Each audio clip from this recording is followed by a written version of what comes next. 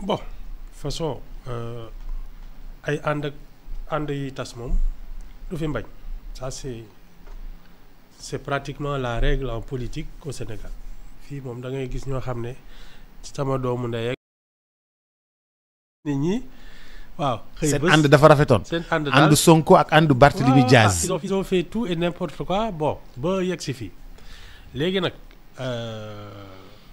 seen ànd tas na mais moi boobu si yàgg qu'une seule affaire qui me dérange ci li xew démb parce que le conseil municipal là il peut pas se substituer au vote des Dakarois xam nga bu njëkk dañ doon élire liste conseils municipaux ñoom ñu dajaloo ci seen biir. tànn maire mais maintenant ça ne se passe plus comme ça maintenant il y a l'élection du maire et au suffrage direct sénégalais yi ñooy ne enfin Dakarois yi wala n'importe quelle ville. tànn benn coalition. dañuy tànn ak tête de liste ba benn maire. benn maire. on élit un maire.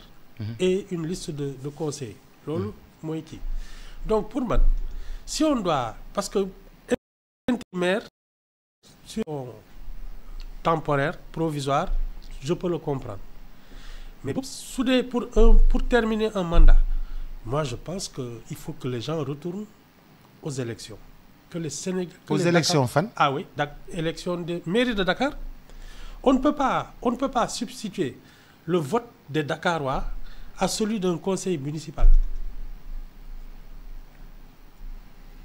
yow xanaa naanoo kis. non naanuma kiis de moo tax ma ubbi naa samay bët. mais conseil. je te donne un exemple. mais xam nga noonu la woon. non en général mais maintenant c'est que la formule a changé. dernière élection bi. on a voté pour un maire. loolu da nga ko fàtte. waaw voilà c'est comme si aujourd'hui nu mu tudd président de la République. waaw daal di démissionner. et que le président de l'Assemblée nationale s'installe et termine son mandat.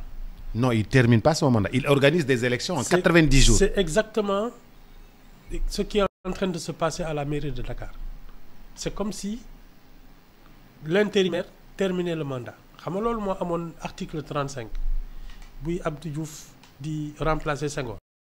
xam nga loolu dañ ko modifier. Senghor dafa modifier woon constitution. voilà man li ma jàpp ne moom moo normal mooy légitimité maire bi. elle lui a été donnée par le vote des Dakarois. Donc ki koy remplacer mandat bu bees rek la mën a def mais su dee intérimaire en délai bu court je suis d'accord mais il peut pas être mais élu dans 2 ans dañu war a dem ci élection municipale. non mais comme étant donné que situation bi yegsi na le maire de Dakar a été empêché. Il faut retourner aux urnes.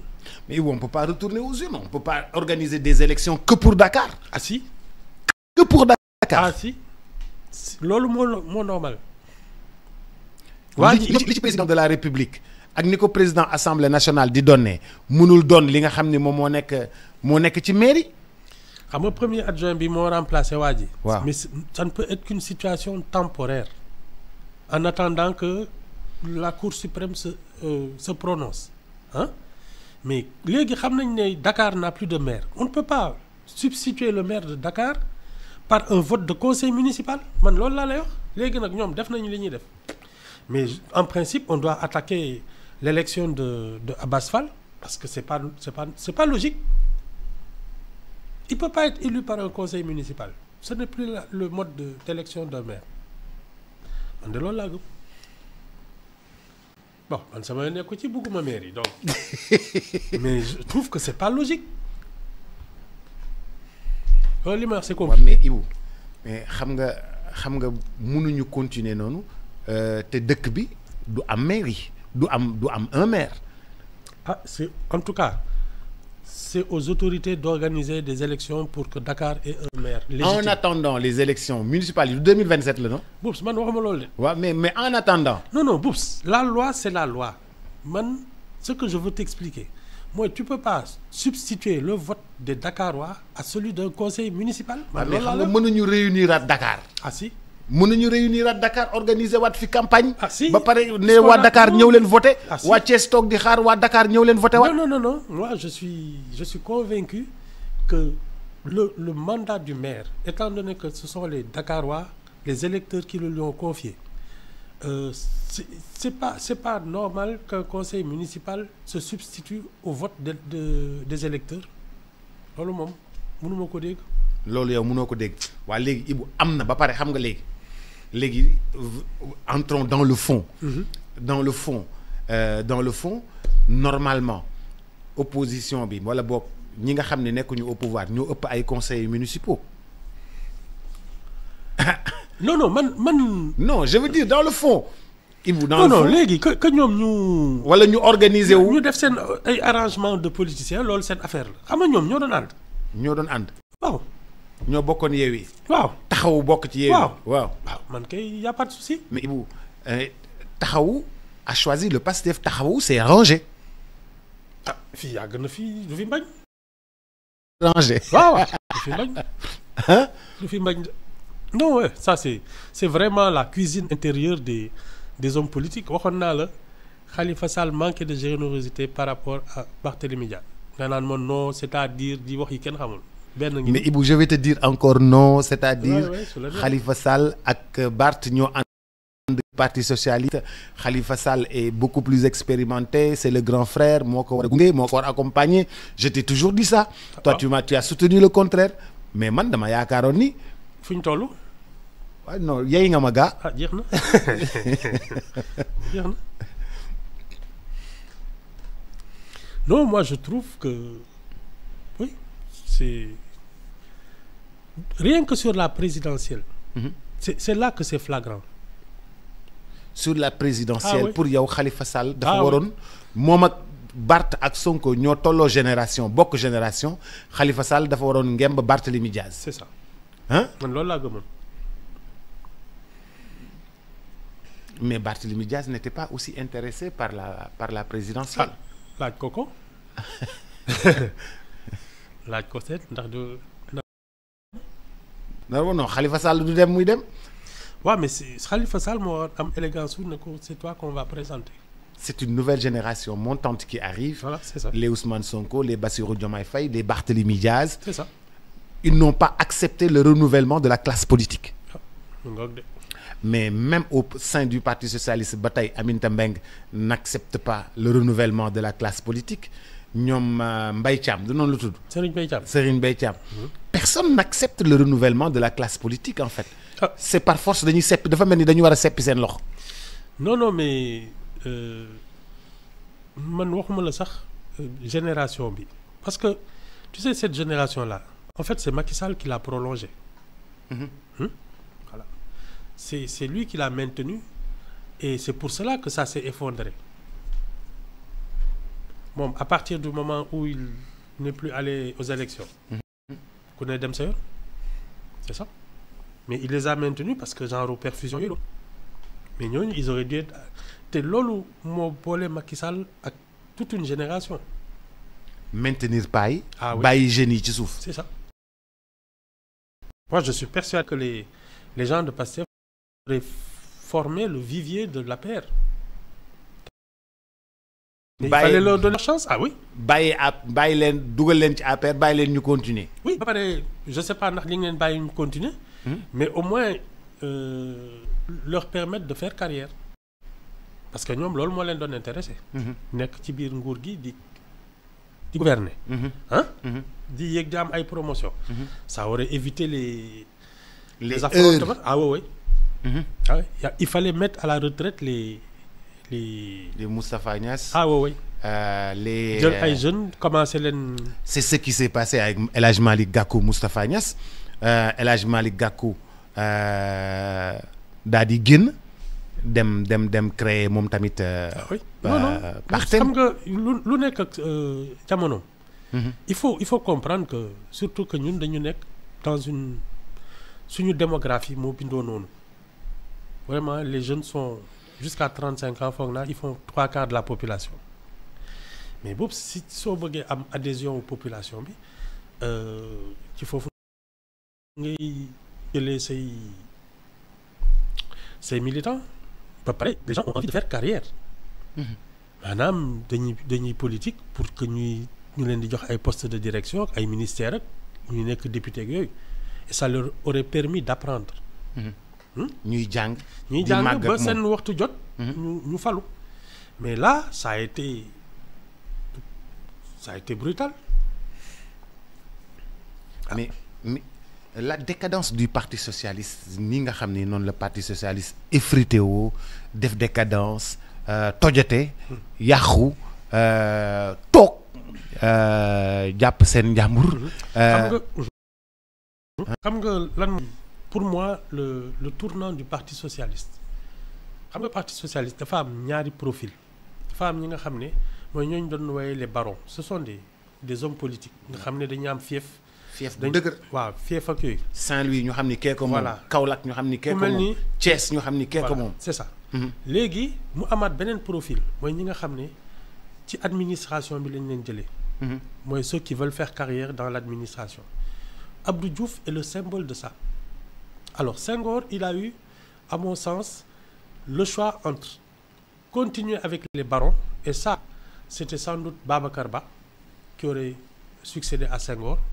Ou alors choisir les gens de l'administration qui sont pas de vraies bêtes politiques parce que Abdou Diouf il a toujours eu des problèmes avec les gens qui avaient des fiefs ñoom ay Mbaye Jacques Diop ak ñoom dañ doon wone ne ñoom toujours élu jamais nommé. c'est ça. Abdou Diouf même pour qu'on lui donne la coordination de Louga il a fallu qu'on négocie parce qu'il devait passer premier ministre yooyu et lui il a continué dans ça parce que moom moo jëli Tanor. Tanor c'est un diplomate ak yooyu il a pratiquement forcé à entrer en politique parce que waa ji dafa dem ba nekk l'homme fort xam li mu la mais ça n'a rien à voir avec ñi nga xam ne ay Ablaye Diaw Chimère ay Ablaye Diack nga xam ne ñoom fi ñu toog et donc étant donné que ñooñu ils ont perdu le contrôle du Parti socialiste qu'est-ce qui est resté? C'est des gens qui politiquement n'étaient pas très forts. Et ils ont perdu le pouvoir à cause de ça. Alors? Aujourd'hui, c'est tout à fait le contraire. C'est des jeunes loups qui sortent de partout, du PASTEF, qui dominent la scène politique, qui écrasent tout d'ailleurs sur leur passage. Non, mais ça, c'est dû surtout à une vague de mécontentement.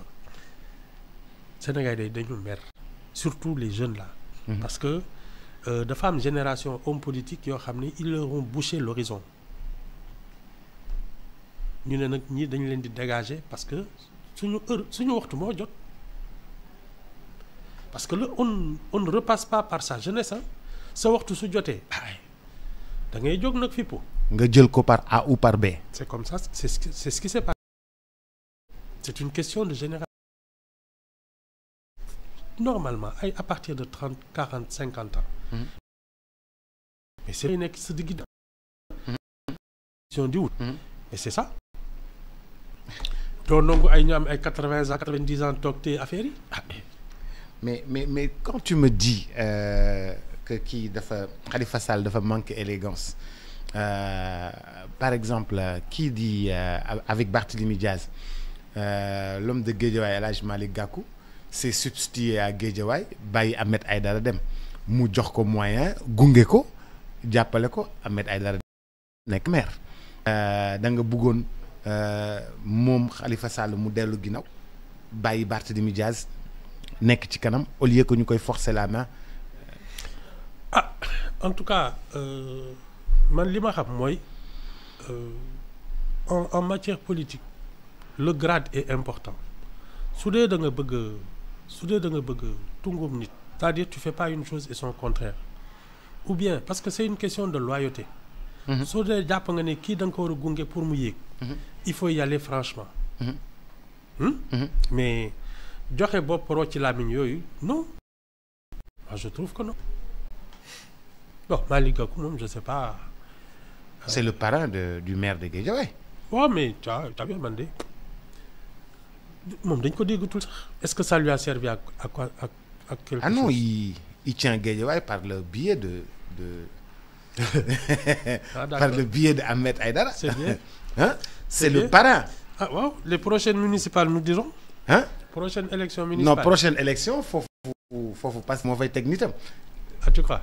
Parce que waa Guédiawaye tam nag dañoo xaw a mer de. lu ñu mer. ah. police dañuy police lañuy jooy. waaw yow dégg naa seen nawetaan fay lañ koy defee. sauf que les sportifs seulement duñu Guédiawaye aussi. waaw mais seen nawetaan yi parcelle ngeen di ko defee. waaw ñu ngi football parcelle. on gère. c'est bien mais léegi mu pare. ah d'accord. mais sauf que Guédiawaye. du sportif yi kese. non mais Boubs xam nga man. Les gens semblent penser qu'un maire c'est pas grand-chose et c'est une erreur xam nga comme je dis gis nga le pouvoir central là mooy gouvernement bi il y a à peu près une dizaine de ministères yoo xam ne vraiment ils sont de souveraineté indispensable pour faire fonctionner un État, une république. Mais pour man je le dis et je le répète, l'exécutif local. Et c'est pour cela que les maires des capitales doivent siéger régulièrement en conseil des ministres avec le président et l'administration centrale, les ministres des Finances. Parce que nous, toutes les activités plus ou moins économiques et sociales, parce que ville bu nekk ak profil avec son xar kanamam et tout ça, voilà. Découpage. Et ça, c'est au maire d'animer ça. C'est-à-dire de donner un visage à sa ville et une âme. N'importe qui ne peut pas être maire. Da ngay xam li fii ni mu bindoo am projection ne man voilà la ville au plan architectural, au plan de l'animation culturelle, au plan des activités sportives, associatives, nii lañ koy doxale. Et tu aménages la ville pour ça. Bon, nous, on prend trop les choses à la légère. Le maire doit être en mesure d'organiser toute la ville, d'animer la ville, animer quoi. Un projet. Bien sûr. Pour la ville. Bien sûr. Rien que le calendrier culturel, du 1er janvier au 31 décembre, tu dois pouvoir dire voilà ce qui va se passer. Janvier, lii lañ fi def. Février, lii lañ fi def. Ramadan, lii lañ fi def. Carême pour chrétiens, lii lañuy def ci ville bi. Hein? C'est ça, exactement.